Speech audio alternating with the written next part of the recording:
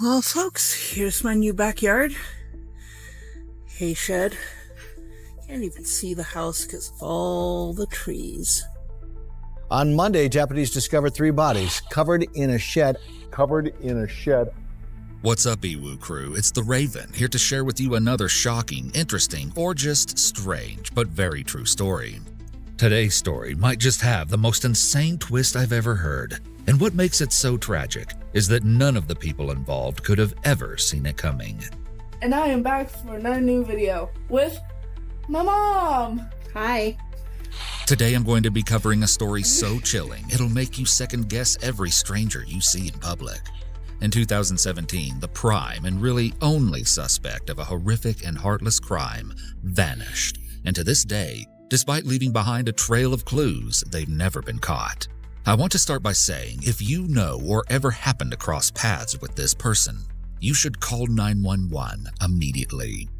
On June 19, 2017, police arrived at a quaint farmhouse property in Idaho to conduct a welfare check on its new residents. A 60-year-old man, his 47-year-old girlfriend, and her teenage daughter. They just excitedly moved into the home, but nobody had heard from any of them in several days. Something just wasn't right. When the first officer arrives at the ranch, he's immediately hit with a smell that stops him cold in his tracks. He knows exactly what it is before he walks any further. The smell of something rotting. There's a shed near the house, and that's where the odor seems to be coming from. So he radios in some backup and starts to make his way over to investigate.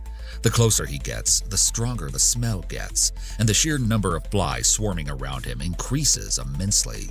He can feel in his gut that he's about to discover something he doesn't want to see. But he proceeds anyway. When he finally opens the door to the shed, sunlight shines through the crack and into the small storage area before him. There on the floor is a bright blue tarp, and it's draped over something, or rather, someone. As he pulls back the tarp, he slowly reveals the bodies of 3 people laying side by side, all of whom had been brutally killed and left to rot in the shed, likely for days. As it is essentially the peak of summer, the weather has sped up the decomposition process substantially, making it hard for anyone to determine who the deceased individuals are. Though it isn't hard for friends and family members alike to assume that owner Mike, his girlfriend Nadia, and her daughter Peyton are the corpses on their property. Seems like a safe enough assumption, right? But once authorities were able to identify the bodies, they were faced with a shocking twist that nobody ever expected. Told you so. While 2 of the bodies did indeed belong to the trio who occupied the home, one of them did not, which left everyone with 2 harrowing questions. Who was this mysterious stranger lying dead on someone else's property? And perhaps even more chilling, where in the world was the missing 3rd resident? As the puzzle pieces of this convoluted case started to come together, the victims' loved ones would come to one chilling conclusion. No matter how well you think you know your friends, you can never be sure what double lives they could be living. Let's go back to where it all started. By the time Nadia Medley was in her mid-40s, her 13-year-old daughter Peyton was her entire life. But the single mother often had trouble making ends meet after her husband passed away in 2014. She also sadly lost a child shortly after its birth around the same time. For a while, Nadia and Peyton were essentially all each other had in the world, but that was all about to change. You see, Nadia worked as a massage therapist in Ogden, Utah, and she wasn't in a hurry to find love again so soon after being widowed. But sometimes love is spontaneous and just falls into your lap, or, in Nadia's case, onto her massage table. In 2015, a charming man with immense presence and personality walked into Nadia's work in need of a massage. The man, who went by the name Mike, was undeniably striking to Nadia. Almost right away, there was a spark between the two, a connection that neither of them could seem to control, which of course is how their unexpected relationship started. Mike was a catch, a private pilot for clients who often needed him to fly all over the country at any given time. He made good money, was well-traveled, and just happened to be a divorcee of 10 years. It seemed as though fate brought Mike to Nadia's life, as the two were beyond perfect for each other.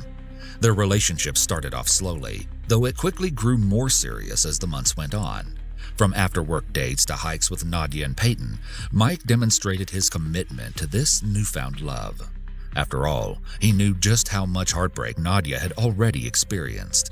He made his girlfriend's daughter just as much of a priority in his life, picking Peyton up from school, taking her on lunch dates, teaching her how to shoot, and building such a strong bond with her that soon enough, she started to call him Dad. There you go. Awesome. Do it again. Keep pointing that way. Do it again. Looking at videos of them adventuring and even having fun leg wrestling in the leaves, you can tell that not only had Mike become a father figure in Peyton's life, these two were the best of friends. Nadia's friends saw a dramatic change in the woman when she met Mike, saying that he was the first reason she smiled in a long time, that she had a constant happy glow when they were together. Nadia's loved ones followed her fairy tale romance through social media. The couple and Peyton explored nature together. They had fun at rodeos, went to baseball games, and no matter what, they had fun. It was clear to everyone that Nadia's new romance was flourishing. She made sweet posts like, "Went to Cheap Trick, Joan Jett, and Hart tonight, thanks to my ever-so-thoughtful boyfriend, Mike. Awesome day at the fair with my little family. Love you guys." After an impromptu trip to Yellowstone, she wrote, "Because my boyfriend is awesome. Love you, Mike." Hi, everybody.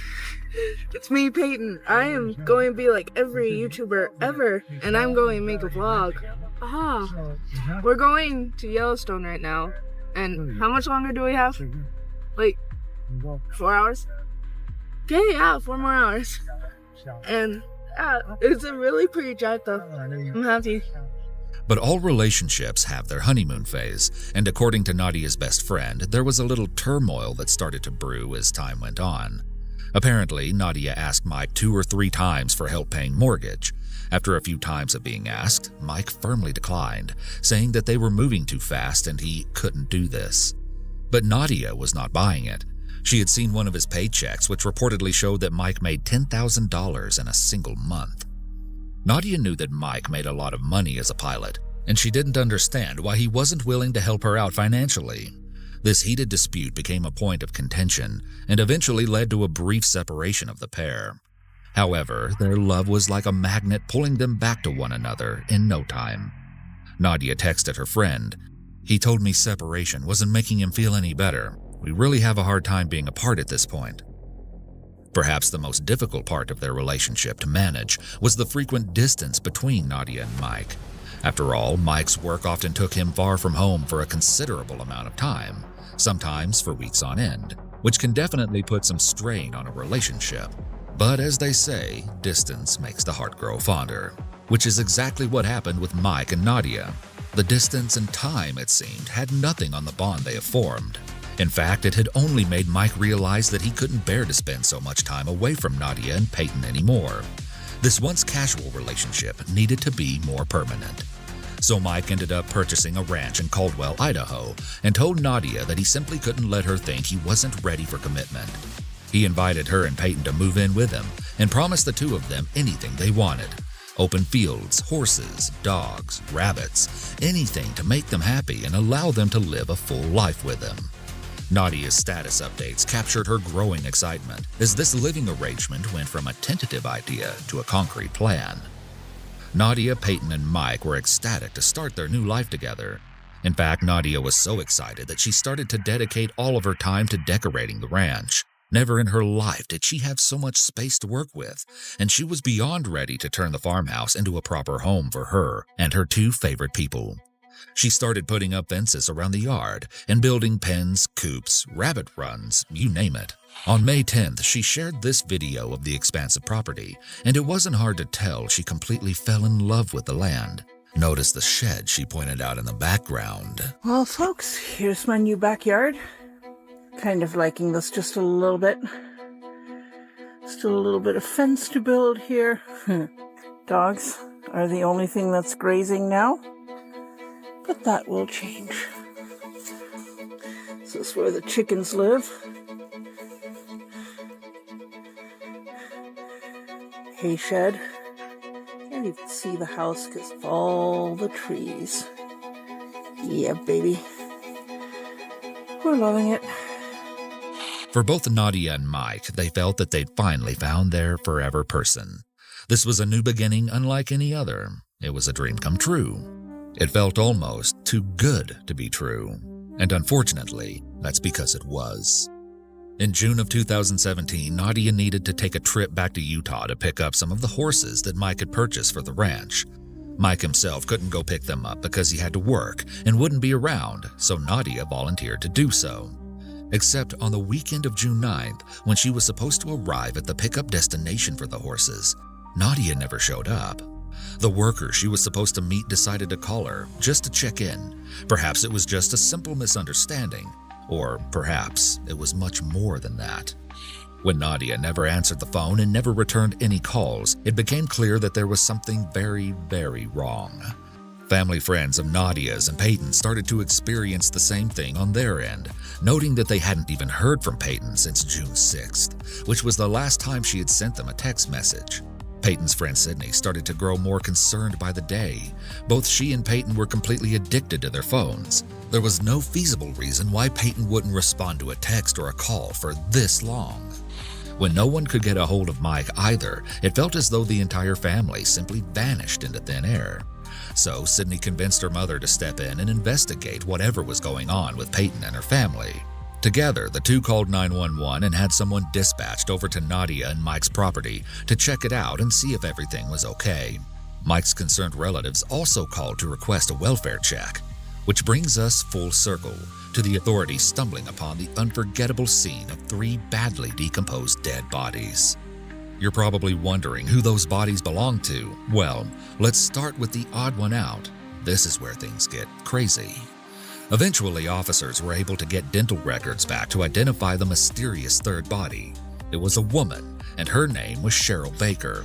She is also an Ogden, Utah local, but although Cheryl had been from the area, she had virtually no connection to Nadia and Peyton while she had been alive. So why was her body amongst theirs on the farmhouse property? Well, like I said, Cheryl had no connection to Nadia and Peyton. She did, however, have a connection to Mike. You see, Mike's real name is Gerald Michael Bullinger, and Cheryl Baker was his wife of 7 full years up until her sudden death.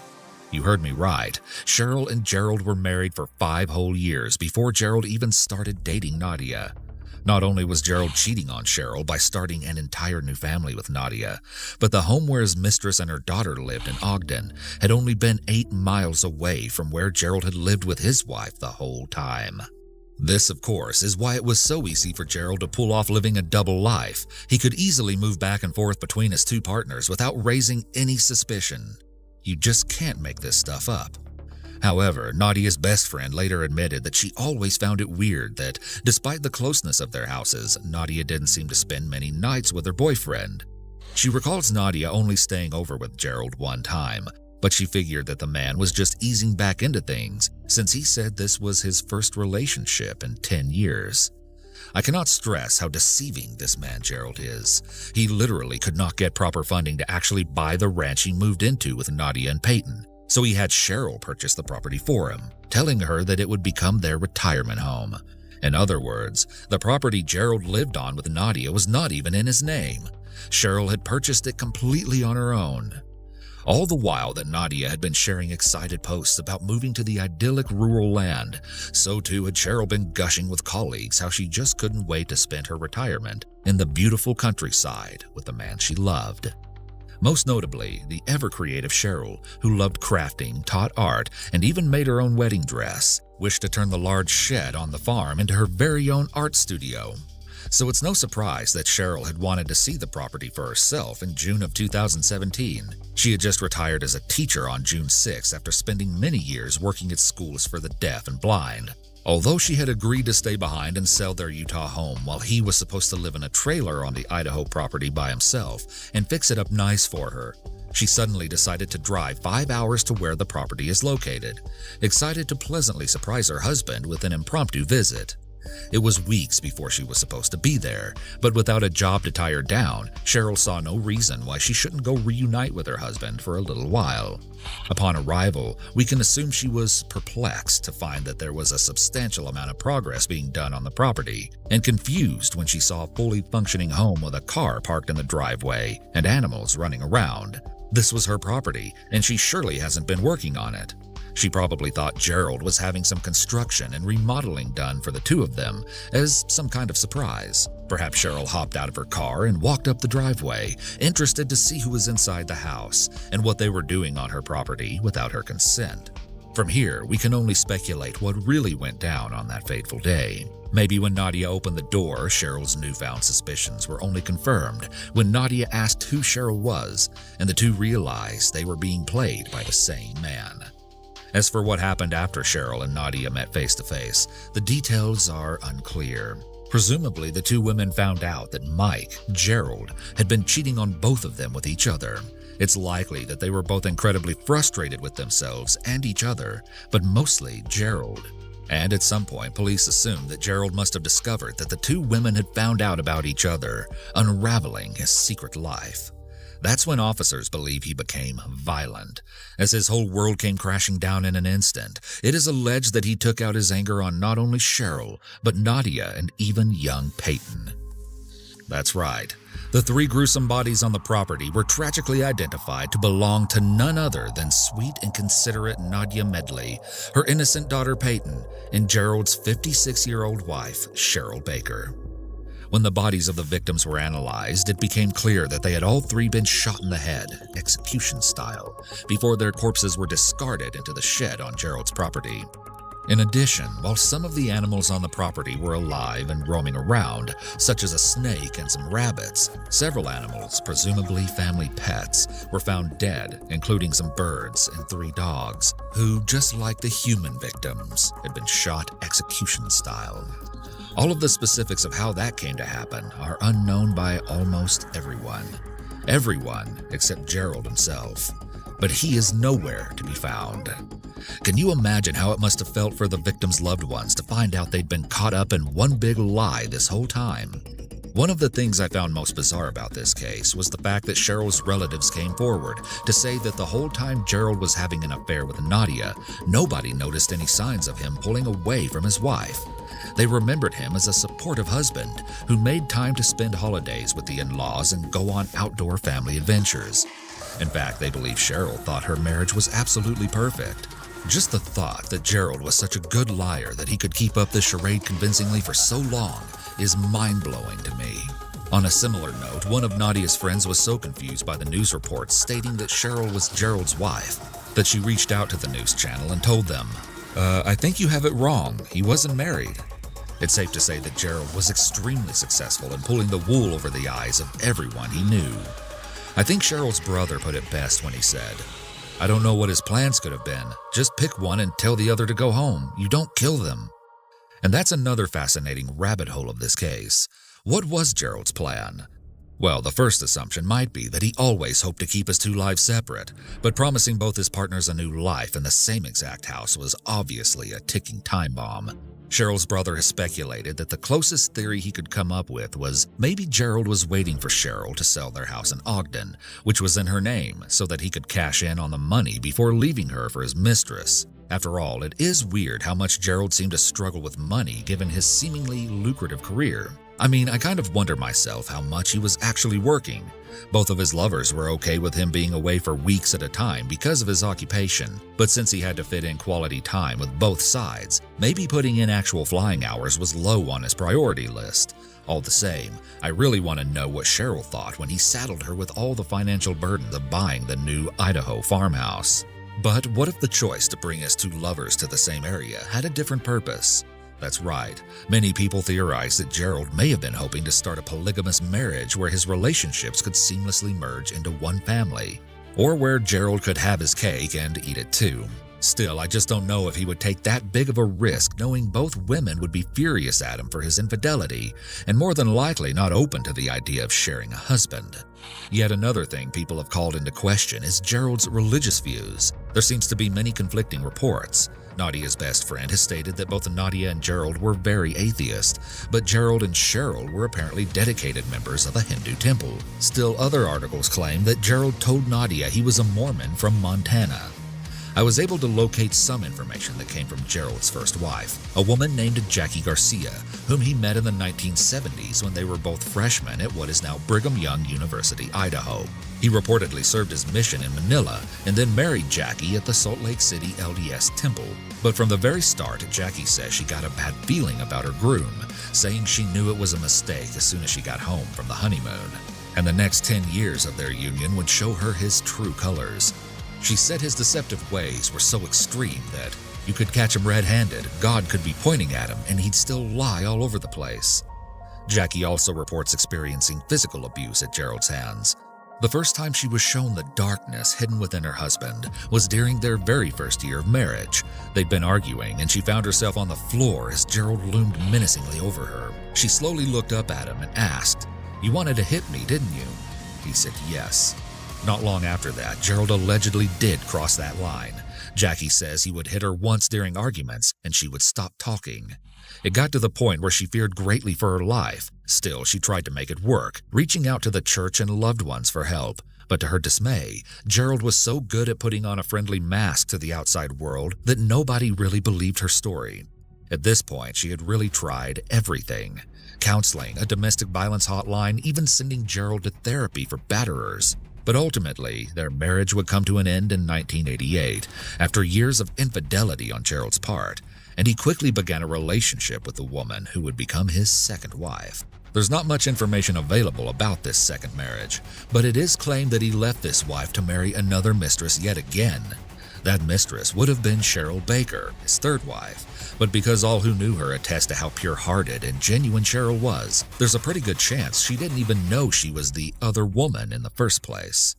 And with this background, we can understand why Gerald would learn Sanskrit and attend Hindu temple with Cheryl, while simultaneously connecting with Nadia as a supposed ardent atheist. His first wife explains, he compartmentalized. He was whatever way somebody needed him to be. And indeed, Gerald was Mr. Perfect, Prince Charming for both Nadia and Cheryl. Unfortunately, it just had to be at the same time. But had Cheryl suspected something fishy after all? Oddly, the last text a friend received from Cheryl around the time she would have been heading to the Idaho property read, "Take care of my dogs. I don't know if I'm coming back." At first, this wasn't too concerning, as the recipient of the message just assumed Cheryl had decided to take a backpacking trip with Gerald, as they were known to do. But seeing this message with the gruesome context behind it makes me think Cheryl may have had an idea what was going on and was going to the home for more than just a lighthearted surprise visit. But then again, many have raised the question, how do we know Cheryl's even the one who sent that text? Would her husband have used her phone to send it after her death? Personally, I don't think Gerald would go out of his way to send a text like that just to protect their dogs. After all, it would tip people off that something was wrong. And if the many dead animals found on the farmhouse property prove anything, it's that Gerald doesn't care that much about preserving his pets' well-being. However, CBS reported that the text was sent around June 11th, and authorities believe the crime occurred on the 8th or 9th. So with that in mind, maybe Gerald really was behind the odd message. But on the topic of if Cheryl suspected the affair or not, there's one last thing that really confounds me about this case: the social media posts. With how recent this case took place and how close Gerald's two lovers lived to one another, I just absolutely cannot fathom how he was so unbothered by Nadia constantly posting him on social media. I mean, there's pictures, videos, and posts where it's abundantly clear that Gerald was a part of this little family, going to concerts, rodeos, hikes together. Was he not worried that the friend of a friend might see one of these posts and then the whole jig would be up? Granted, it seems like Cheryl herself might not have been that active on social media, but it's just crazy to me that Gerald wasn't more paranoid about how much Nadia posted him. It would have just taken one mutual friend from Ogden seeing those lovey-dovey updates to expose his lies. However, it seems like Nadia just referred to him simply as Mike in her status updates, so I'm guessing that he didn't have a Facebook account to even tag, but still. Regardless, you want to know the most frustrating part about this investigation? Authorities believe that Gerald Bollinger had a distinct head start before anyone even noticed that Nadia, Peyton, or Cheryl were missing. In fact, Gerald had 10 whole days to start his life on the run before anyone was even looking for him, and he used them to his advantage. According to investigators, Gerald actually spent the first 24 hours in Idaho after the death of Nadia, Peyton, and Cheryl. Just thinking about the possibility that he slept in the farmhouse with the 3 dead bodies right next door in the shed is absolutely chilling. And actually, one neighbor told reporters that she had actually heard screams near the property in the middle of the night, around the time when the murders would have taken place. But she didn't call the police because she wasn't sure if it was an animal or a woman, and figured that a neighbor who lived closer to the farmhouse would report the strange activity if it was really serious. What's more, other neighbors would actually report hearing gunshots around the time of the crime. But then again, this was not really a big deal. The rural area was full of hunters and target shooters. I mean, we even saw that Gerald taught Peyton how to shoot. So, of course, neighbors would assume the gunshots were from recreational use. Still, I think it's important to clarify that even though this property was technically rural, the houses are close together enough that I find it strange no one noticed anything weird. Perhaps the dense aligning of trees that Nadia had looked forward to receiving privacy from was just enough to hide the dark deeds taking place there from any curious eyes. Can't even see the house because of all the trees.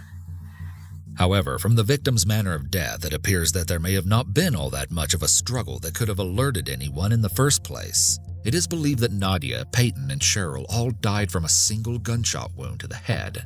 This makes it seem like Gerald had the time and control to carry out a cold and calculated execution. But consider the circumstances. Whether Gerald was home when his wife met his mistress or he arrived home later to find the angry women waiting for him, it seems like the ensuing passionate argument would have been very chaotic. If Gerald had pulled out a gun, it's hard to imagine that the 3 victims wouldn't have tried to fight back against him. So how was it that they all died of such clean and precise bullet wounds? Some have theorized a scenario in which Gerald was already home at the farmhouse with Nadia and Peyton when suddenly he saw Cheryl's car pulling into the driveway. Knowing that the jig was up and that he couldn't take on all 3 of them at the same time, perhaps he decided to take out Nadia and Peyton first, then waited at the door to surprise his defenseless wife with a sudden attack. Some have posited that Gerald could have shot Nadia and Peyton while they were asleep. I suppose this would make sense if Cheryl had arrived to the property late at night, and maybe that would explain the scream the neighbor heard. But ultimately, we just don't really know those specifics for sure. Investigators say that on the morning of June 10th, Gerald casually went to get breakfast in the next town over, in Nampa, Idaho. It seems like he wasn't even in a rush to get away, and apparently wasn't scared to show his face in public. I can just imagine him monitoring the news to check if the bloody crime scene he left behind had been discovered yet. After enjoying his morning meal, Gerald was heading back to Utah. Once back in Utah, Gerald switched out his truck for Cheryl's car that had been having some maintenance done in an effort to throw investigators off of his trail. And finally, on June 11th, Gerald was seen on video entering the Bridger-Teton National Forest in Wyoming, which is the last known location of Gerald, as it was the last time police were able to track him. After some searching, authorities were able to locate Cheryl's car at an abandoned campsite, but Gerald wasn't anywhere to be found. At least, investigators think he wasn't. There are a variety of theories surrounding Gerald's current whereabouts. Amongst the most popular are the fact that he easily could have managed to hitchhike his way out of the national forest, and maybe even out of Wyoming. However, some people also theorize that Gerald could have just continued his way through the woods and taken his own life out of guilt. Canyon County Sheriff Kieran Donahue has even said multiple times that his instincts lead him to believe that Gerald is dead, but whether that be from intentional self-harm or just exposure to the elements is up for debate. Some netizens have complained about law enforcement's insinuation that Gerald is probably dead. These online theorists point out that if he wanted to end his life, he probably would have done it in the heat of the moment, directly after the crime, instead of fleeing the area. Close friends of Nadia's believe that Gerald is far too egotistical to end his own life. One anonymous individual who knew Gerald for more than a decade quipped, "If you know about sociopaths, you know they're unlikely to kill themselves. He would have to feel guilty, and he doesn't have a conscience." I wanted to look a little into the actual definition of a sociopath, since the term seems to be thrown around a lot these days. The official consistent behavior patterns indicative of the disorder include the following: lack of empathy for others, impulsive behavior, attempting to control others with threats or aggression, using intelligence, charm, or charisma to manipulate others, not learning from mistakes, and lying for personal gain. There are clear examples of Gerald exhibiting each one of these criteria, so perhaps that title would be a good fit for him. Or, at the very least, it can be said that he exhibited sociopathic behavior in many aspects of his life. Cheryl's friends even said the eventual husband and wife met on a plane, and by the time they landed, he had gotten her phone number, so there must have been something infectious about his personality. Too bad he used it to manipulate those who trusted him most. Law enforcement emphasized just how rugged the 3.4 million acre area he disappeared into is, saying that it is littered with grizzly bears, wolves, and coyotes. Gerald apparently has taught survival training in the past, but even if he was able to sustain himself for a little while out in the wilderness, he probably would have had to find more welcoming accommodations before winter fell. What's interesting is that many of his old friends actually theorized that he could have used his trademark charm and charisma to convince another unsuspecting woman to take him in. I'm sure if he's still alive somewhere out there, he would be going by an alias, so that's why spreading his photo around is so crucial. The sheriff has said that the evidence points to him still being in the country, probably within the West if he's indeed still living. But here's where things get even crazier. On July 20th, 9 days after Gerald entered Bridger-Teton National Forest, a couple of workers from a recreation center reported seeing someone who looked just like Gerald in a tent at a camp spot less than 2 hours from where his car was found. Could Gerald have narrowly escaped being caught again? On June 28th, the tip was received from someone who thought they saw Gerald driving south on Interstate 15 near Salt Lake City, while others reported possible sightings of the fugitive in Pocatello. Police dogs, helicopters, and infrared technology have all been employed in the expansive and intensive search for the suspected killer on the loose, but all to no avail. What's really weird is that one sheriff stated plainly that they collected evidence that indicates Gerald is dead, but he stands firm that they cannot be closed-minded in this investigation. I would really like to know what that evidence is that indicates he is dead, but it doesn't seem to have been made public. One of the most eerie things about this case is that Nadia's Facebook page has not been taken down, and so we can still read her final posts. They're like a time capsule showing a woman who is happy, optimistic, and totally head over heels for her boyfriend, excited for the future.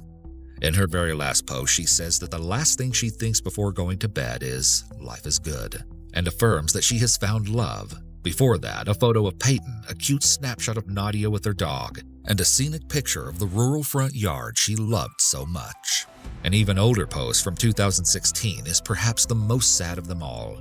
Nadia shares that she is a survivor of mental and physical spousal abuse at the hands of her late husband. She bravely writes, "I'm much better off now and definitely a survivor, and let me tell you, real people don't hurt others." About a year before the murders, she posted a photo of Mike and Peyton, writing, "Happy Father's Day to all the real dads out there, those who inspire their kids, who are there for their families, who take the time to make a difference." It is truly tragic to see just how much she had to go through already, and even then, she had no idea the monster that her boyfriend Mike really was. At the same time, Peyton actually had her own YouTube channel, and going through some of her old videos really hit me hard. Hello everybody, it's me, Peyton, and I am back for another new video with my mom! Hi. So, today I'm going to be painting her face Galaxy.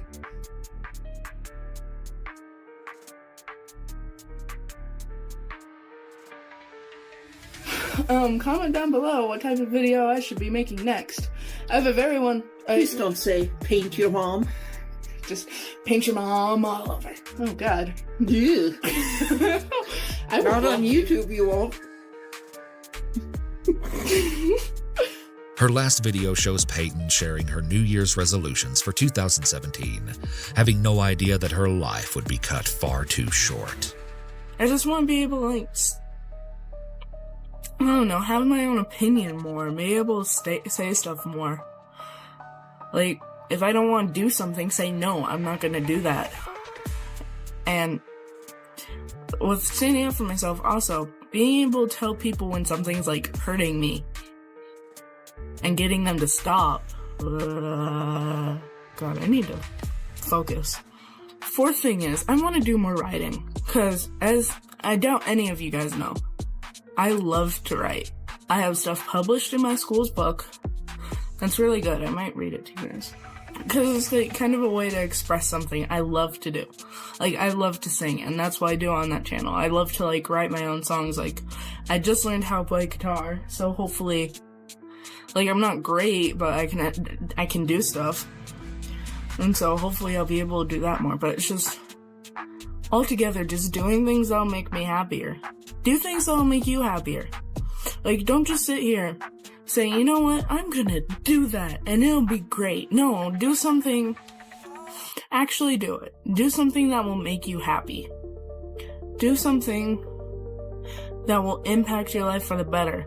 If that's getting rid of some of the friends that treat you like complete, then get them out. Get rid of them. If you want to go talk to that hot guy at your school that you've had a crush on forever, do it. Don't just wait for the right moment, because guess what? There will never be a right moment.